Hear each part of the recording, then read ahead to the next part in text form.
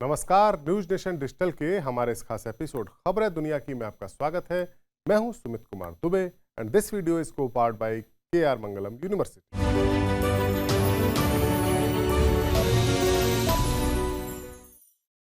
12 दिन से जारी इजरायल ईरान युद्ध अब रुक गया है। दोनों मुल्कों के बीच सीज फायर हो गया है।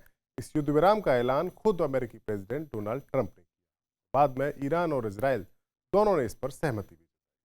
सोमवार रात को ट्रंप के सीज फायर वाले ऐलान से पहले ईरान ने खुद पर हुए अमेरिकी हमले के जवाब में कतर में मौजूद अमेरिकी एयरबेस पर 6 मिसाइलों से हमला किया था।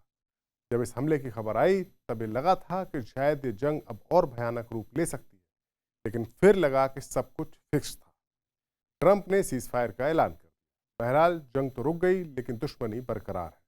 हमारे आज के इस वीडियो में हम बात करेंगे कि आखिर ये सीज फायर कैसे हुआ और 12 दिन के इस युद्ध में कौन जीता कौन हारा और अब ईरान में क्या हो सकता है। लेकिन पहले बात ट्रंप के उन बयानों की जिनमें पूरी दुनिया को इस जंग के रुकने का जिनसे पता चला।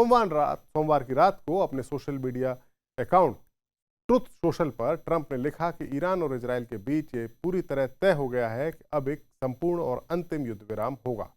ट्रंप ने कहा कि दोनों देश अपने मौजूदा मिलिट्री एक्शंस को खत्म करेंगे, जिसके बाद ये युद्ध विराम अमल में आएगा। ट्रंप ने इस 12 दिन लंबे युद्ध को द 12 डे वॉर कहा और ईरान और इजरायल दोनों की सहनशक्ति, साहस और बुद्धिमत्ता की तारीफ की। उन्होंने लिखा कि अगर सब कुछ योजना के मुताबिक चला तो अगले 24 घंटे बाद इस जंग का औपचारिक अंत पूरी दुनिया में मान्यता हासिल करेगा। इससे पहले अमेरिका ने ईरान के 3 मेन जो परमाणु ठिकाने थे, इस्फहान, नतांज और फोर्डो, इन पर बमबारी की थी। ट्रंप के मुताबिक इन हमलों ने ईरान की परमाणु क्षमता को नष्ट कर दिया। इसके जवाब में ईरान ने कतर में मौजूद अमेरिका के मिलिट्री अड्डे पर 14 मिसाइलें दागी, लेकिन ट्रंप ने बताया कि इनमें से 13 मिसाइलें हवा में नष्ट कर दी गई और कोई जनहानि, जान माल का कोई नुकसान नहीं हुआ, खासतौर से किसी की मौत नहीं। ट्रंप ने लिखा, ईरान ने अपना गुस्सा निकाल लिया है, अब उम्मीद है कि आगे कोई नफरत नहीं होगी। उन्होंने ये भी कबूल किया कि पहले उन्होंने ईरान को कड़े नतीजों की जो चेतावनी दी थी, लेकिन इस प्रतीकात्मक हमले के बाद वो संतुष्ट है।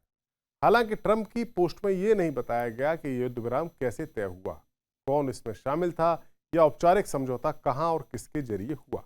लेकिन उन्होंने जो बातें कही हैं वो सही प्रतीत होती हैं, क्योंकि ईरान ने कतर में अमेरिकी बेस पर जो हमला किया था वो कोई बड़ा नुकसान पहुंचाने के लिए नहीं था, बल्कि अपनी बदला लेने की क्षमता को दिखाने के लिए। इसके बाद सीज फायर होना तय हो गया। अब इस बात के कयास लगाए जा रहे हैं कि आखिरकार ये सीज फायर कैसे संभव हुआ। मीडिया रिपोर्ट्स के मुताबिक व्हाइट हाउस के अधिकारी के हवाले से जो खबर छप रही है उनके मुताबिक ट्रंप ने वाइस प्रेसिडेंट JD वेंस समेत पूरी टीम की मौजूदगी में ईरान और इजरायल दोनों के लीडर से बात की। इसके बाद दोनों देशों ने सीज फायर पर सहमति जताई। व्हाइट हाउस के मुताबिक इजरायल ने सीज फायर की शर्त रखी थी कि अगर ईरान फिर से कोई हमला करेगा तब इजरायल सीज फायर के लिए हामी नहीं भरेगा। अगर ईरान हमला करता है तो ईरान ने भी हमला न करने का आश्वासन दिया था। बातचीत में ट्रंप के अलावा अमेरिका के वाइस प्रेसिडेंट JD वेंस, विदेश मंत्री मार्को रूबियो समेत कई बड़े अधिकारी मौजूद थे। सीज फायर का ऐलान करने के बाद ट्रंप ने एक बार फिर से सोशल मीडिया पर इस बारे में लिखा और कहा कि इजरायल और ईरान करीब एक साथ मेरे पास आए और कहा शांति। मुझे पता था कि अब वक्त आ गया है, दुनिया और मिडिल ईस्ट की असली विजेता है। दोनों देश अपने भविष्य में जबरदस्त प्रेम, शांति और समृद्धि देखेंगे। उन्होंने बहुत कुछ हासिल करना है और फिर भी अगर वे धर्म और सत्य के मार्ग से भटक गए तो उन्हें बहुत कुछ खोना पड़ेगा। इजरायल और ईरान का मुस्तकबिल असीमित है और महान वादों से भरा हुआ है। ईश्वर आप दोनों को आशीर्वाद दे। ट्रंप मानो इस ट्वीट में या अपने सोशल मीडिया की पोस्ट में एक संत की तरह बात। ट्रंप ने सीज फायर का जो वक्त तय किया था उससे पहले ईरान और इजरायल दोनों ने ही एक दूसरे पर हमले किए। ईरान के हमले में कम से कम 3 इजरायली मारे गए। वहीं इजरायल के आखिरी हमले में, सीज फायर से पहले के आखिरी हमले में, ईरान के एक और परमाणु वैज्ञानिक की मौत हुई। इस जंग के दौरान इजरायल ने ईरान के करीब 10 परमाणु वैज्ञानिकों को मारा है। बहरहाल इस वक्त ये तो कहा जा सकता है कि दोनों मुल्कों के बीच छिटपुट हमलों के बावजूद युद्ध विराम धीरे धीरे अमल में आ रहा है या आ चुका है। लेकिन ये सवाल बरकरार है कि इस युद्ध से आखिरकार क्या हासिल हुआ। खासतौर से अमेरिका और इजरायल के सामने ये सवाल है कि उन्होंने इस जंग के अपने जो उद्देश्य थे, जो टारगेट्स थे, मकसद थे, क्या वो हासिल कर लिए। जिनके लिए युद्ध शुरू किया गया था।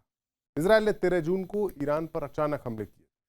इन हमलों में ईरान की मिलिट्री कमांडर्स और उनके न्यूक्लियर साइंटिस्ट को निशाना बनाया गया। इसराइल ने यह हमले शुरू करने की वजह बताई थी ईरान का परमाणु बम बनाने के करीब पहुंचना। इसराइल ने दावा किया था कि उसके हमले तब तक जारी रहेंगे जब तक ईरान का परमाणु कार्यक्रम पूरी तरह से तबाह नहीं हो जाता। इसराइल के इन हमलों से ईरान की न्यूक्लियर फैसिलिटीज तबाह नहीं हो सकी। खासतौर से फोर्डो परमाणु संयंत्र जो ईरान का है, उसका तो इसराइल बाल भी बांका नहीं कर सकता। इसराइल के समर्थन में 22 जून को अमेरिका भी इस जंग में कूदा। अमेरिका ने अपने बेहद ताकतवर B-2 बॉम्बर्स का इस्तेमाल करते हुए ईरान में बंकर बस्टर्स बम गिराए। हमलों के बाद इसराइल और अमेरिका दोनों की तरफ से कहा गया कि ईरान की परमाणु फैसिलिटीज को तबाह कर दिया गया है और अब ईरान के लिए अपने परमाणु कार्यक्रम को आगे बढ़ाना लगभग इम्पॉसिबल हो चुका है। अमेरिका और इजरायली हमलों ने फोर्डो, नतांज और इस्फहान में परमाणु फैसिलिटीज को कितना नुकसान पहुंचाया, ये साफ नहीं हो सका। कई जानकारों का मानना है कि इन फैसिलिटीज को सिर्फ बाहरी नुकसान हुआ, क्योंकि कोई रेडिएशन हमलों के बाद हुआ ही नहीं, कोई कंटेमिनेशन सामने नहीं आया। वहीं यह भी सामने आया कि ईरान ने जो अपना 60% से ज़्यादा इनरिच्ड यूरेनियम था वो इन हमलों से पहले ही ट्रांसफर कर दिया। यानी ईरान के परमाणु कार्यक्रम को पूरी तरह से नष्ट करने के जिस मकसद से जंग शुरू की गई थी, 12 दिन की जंग, वो मकसद तो पूरा हुआ ही नहीं। या पूरा हुआ या नहीं, इसमें शक की पूरी गुंजाइश है। इस युद्ध को शुरू होने के बाद, जब ये युद्ध शुरू हुआ था, तब इसराइल ने ईरान में सत्ता के परिवर्तन का भी एक और मकसद सामने लाया था, बात की। इजरायली पीएम बेंजामिन नेतन्याहू ने ईरान के लोगों से अपनी सरकार के खिलाफ आंदोलन करने की, सड़कों पर उतरने की अपील भी की। डोनाल्ड ट्रंप ने भी एक सोशल मीडिया की पोस्ट में ऐसे संकेत दिए थे कि तेहरान में तख्ता पलट हो सकता है। अमेरिका ने तेहरान में सुप्रीम लीडर खामेनेई की सत्ता को उखाड़ने की अपनी मंशा जाहिर की थी। डोनाल्ड ट्रंप ने उस पोस्ट में विदेशों में रह रहे खामेनेई के विरोधियों के बयान भी सामने आने लगे थे और पश्चिमी मीडिया उन्हें बखूबी दिखाने भी लगा।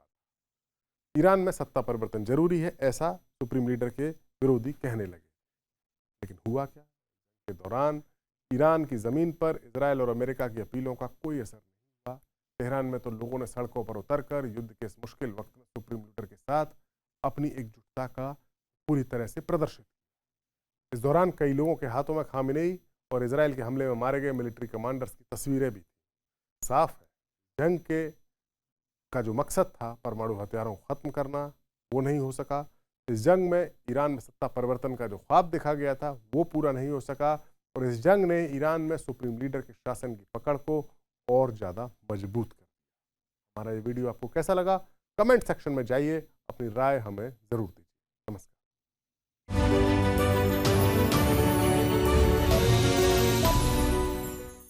जहाँ भक्ति है हर शब्द में, कथाओं में छिपे हैं दिव्य रहस्य और ज्योतिष देता है जीवन को दिशा। धर्म से जुड़ी हर बातों को जानने के लिए हमारे चैनल स्तुति को सब्सक्राइब करें।